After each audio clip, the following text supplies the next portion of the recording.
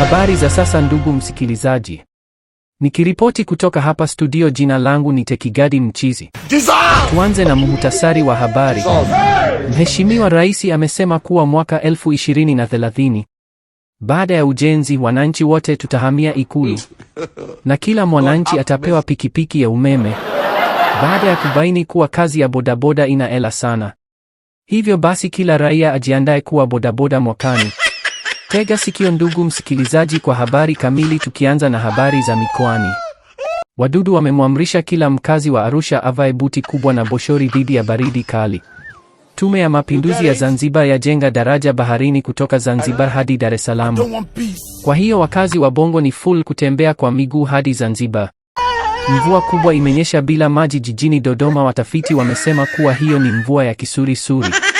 Samaki wa Mwanza wanaojulikana kwa majina ya sangara, dagaa, fulu na kadhalika wamegoma kuvuliwa sababu ya kuitwa majina ya ovyo na wavuvi. Habari za michezo.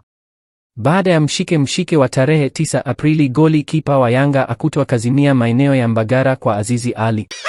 Simba ya sajili daktari wa meno mshambuliaji. Burudani. Msanii mpya kutoka Kigoma atoa wimbo wa sekunde 3 na kutrendi akisema sitaki maelezo.